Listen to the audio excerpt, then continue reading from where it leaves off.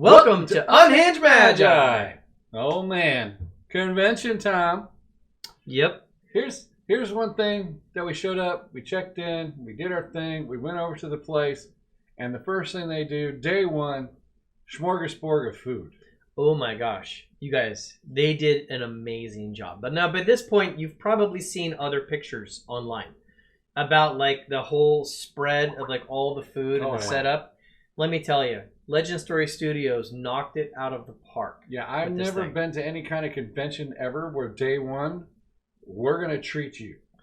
Yeah, it was like several tables of all these different kinds of food, like little mini slider burgers. Oh, yeah. And all kinds of sides. And there was desserts. And there was all kinds of drinks. I mean, it was top-notch food. Yeah, for sure. It was. And they had this nice raspberry tea that really tasted good. Yep. And it was for hours, too, that was all going on. And everybody was like mingling around and talking to each other. Yeah. And for those who don't know, this convention was 1,100 people were allowed into this convention. Correct. 800 of them were playing in the Pro Tour, and 300 of them were just like us, like just there to kind of like mingle, hang out, side events, things like that. So the event got really sold out. I mean, it was a lot of people wanted to go to this thing. It was very bullish, and that actually was a really good sign. Yeah, it's I think a great overall sign. for Flesh and Blood. I mean, to sell out a convention site that you rented, that speaks volumes. And we should say that like we didn't even really talk about it on our last video very much, but there was a lot of discussion on the car on the way up of like, is this going to be really bearish? Like, are we going to hear that there's this event going on, but there's like half the people, nearly nobody there, or everybody's like not very invested in the cards or the game? Exactly. We were worried, and we were discussing like how bearish things could actually be on the way up. Right, because the prices have been hanging on the boxes and that kind of stuff. And there's been a lot of shenanigans going on. A lot of fear in player markets and such like that. And it's hard to know when you're talking to it on the internet.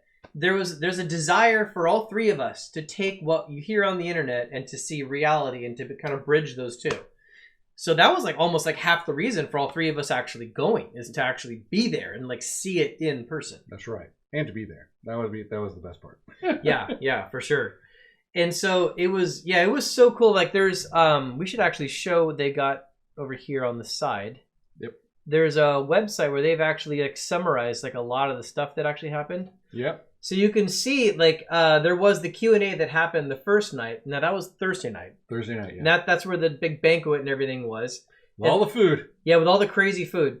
And after the banquet, then, like, everybody kind of gathered around, and James was up on the stage, like, answering people's questions, which was, by the way, really awesome. Right. For him to actually be there, talking to people, answering questions and such like that. True. How many times does the CEO of any company come and just answer every public person's question? Yeah, like the lead creator of like something, like right there to just kind of really make you just feel involved in the whole thing.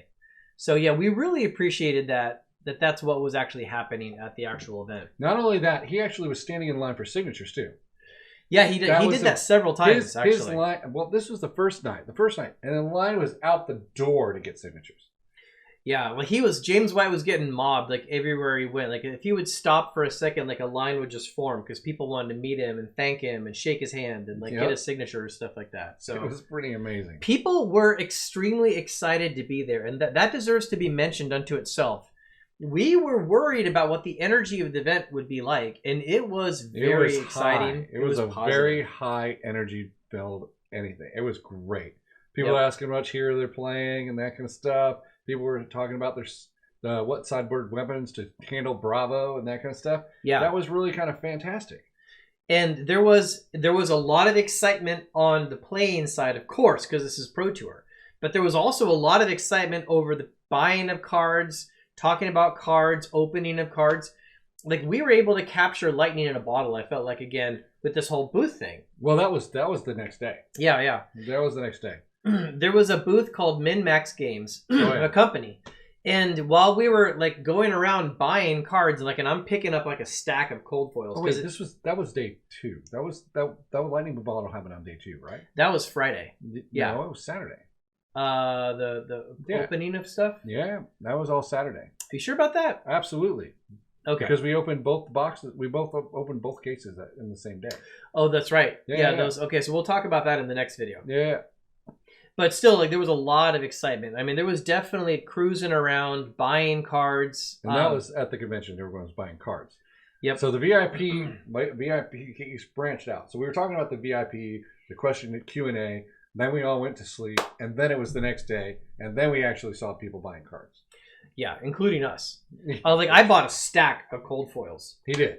Actually, we should talk about the breakfast the next morning. We actually went to this awesome little bagel place. Oh my God. And we actually met up with Fluke and Box was actually there. Oh, yeah, yeah. And that actually kind of like worried me at first because Actually, no, like, he started out with us. We met him that morning. yeah. I was worried that I was like, oh, this is someone that probably hates me, but he was really cool, like in person. Wanted to hang out with us, but it was also funny because he didn't hold back. He was like, no, I disagree with you, but let's go out to breakfast. Yeah. So he was just very much just like... He said, if you say something online, someone's going to disagree with you, and it just happens to be me. Yeah, yeah. And so that actually... doesn't mean I hate you. And he was really cool, too. Like, I was telling him about, like, you know, the decks that I've got, because I brought a Katsu deck, and I brought a Dash deck. So, you know, Ninja and Mechanologist. And he actually, like, opened up this binder and just handed me some rainbow foils and cold foils for, like, some of my main play cards in the deck. And he just gave them to me. Yep. Because he got them for free. So, from his perspective, he gives them out for free. So, he carries this binder to help people out. Yeah, so that was really cool. So Fluke and Box, John, really impressed me. It was very cool guy. You know, I was very glad to actually meet him and hang out with him and stuff like that.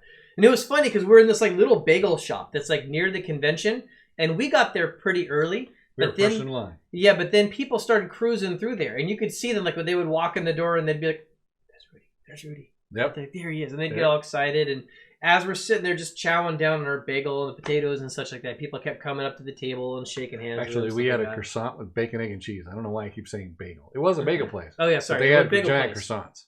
Yep, they were really good. We actually even went there again the next morning. We'll tell you guys about that, though, because some cool things happened then, too. But anyways, yeah, like the whole time, you guys, when we were there at this event, you know, if you're walking around with Rudy, it's like you see people like whispering, and then they come up and talk to him, and he would stop to sign someone's cards or play mat or chat with them, and then when people would see he stopped and he's engaging, then they would kind of like they would come up, and there's like just organically a line would form effectively. Yeah. It was pretty funny. And then I became a table for the first time ever. Yeah. There was a picture we put up, or you put up on, was it Twitter? I put it on Twitter, yeah. Yeah, we're like, you know, Rudy needed to sign something, but there was no tables anywhere. So, like, it just gets to, like, Dan to turn into a table. It's, like, sitting there signing things on his back. And so, like, you know, I took a picture of it, and then we posted it because I thought that was funny. It was funny. Yeah. Dan and Open He's Rudy, and you're a table. Yeah. So yeah, Dan and I did get stopped a good amount also. You know, people like, you know, I probably was asked for a signature like 50 to 70 times somewhere in there, but it was nothing compared to James White and Rudy. Of course. And that's proper, right? That wouldn't make any sense any other way. But yeah, they were stopping us because well, you watch this channel too.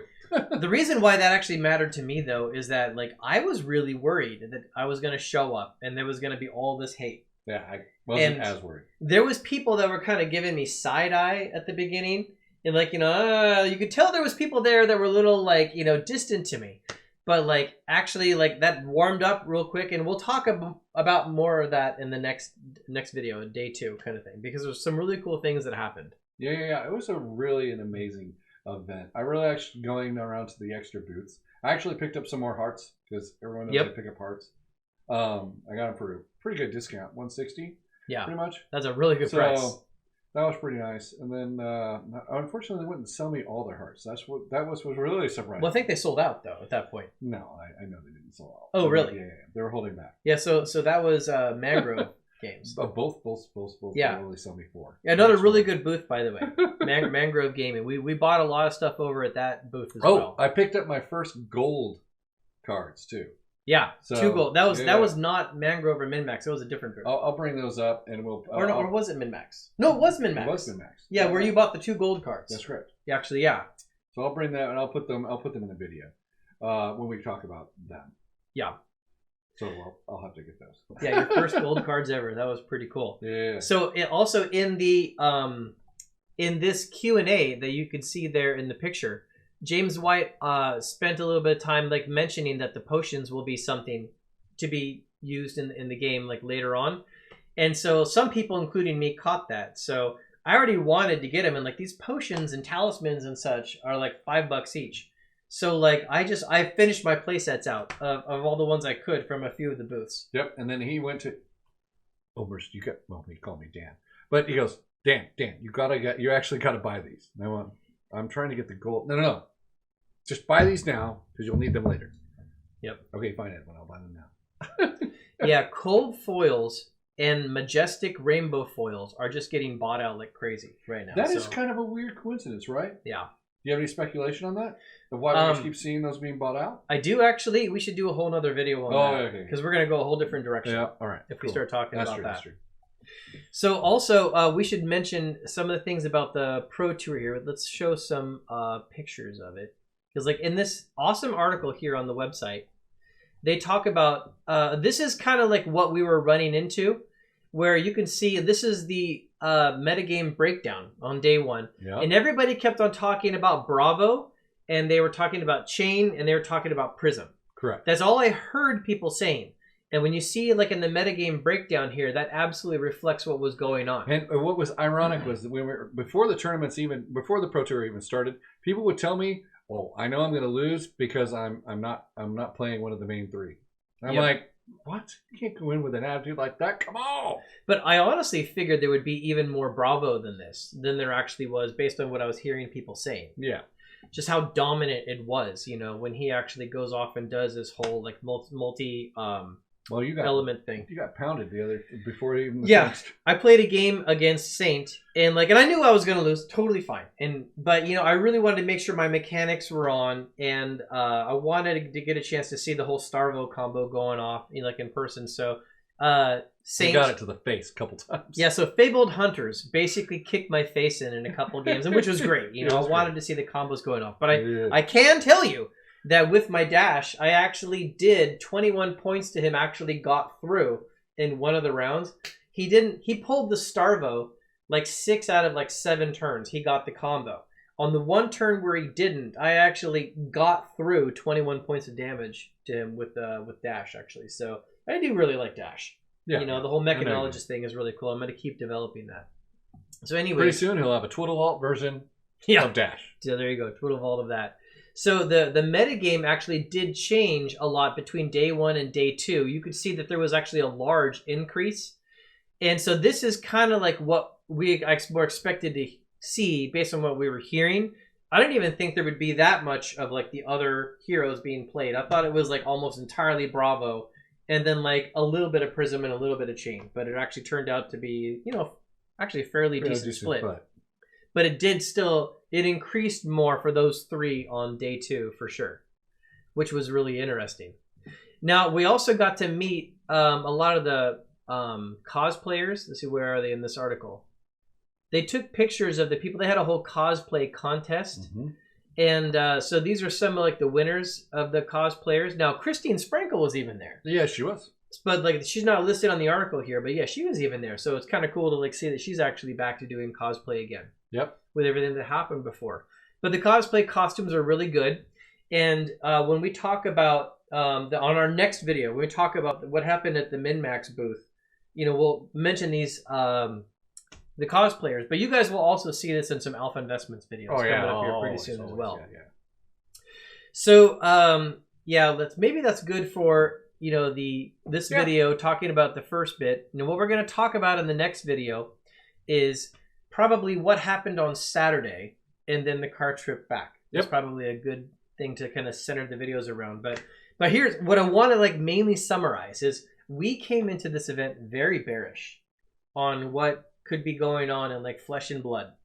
And it ended up being so far the opposite that I've done something we'll even talk about in a whole nother video. I've finished out my collection of Flesh and Blood, but we ended the first 2 days there very positive. Oh man, it was amazing. Yeah, very pumped. So catch us again on the next video where we talk about the next day and the trip back. Yep. So, all right. Thank you Talk to guys. y'all later, guys. Bye. Bye.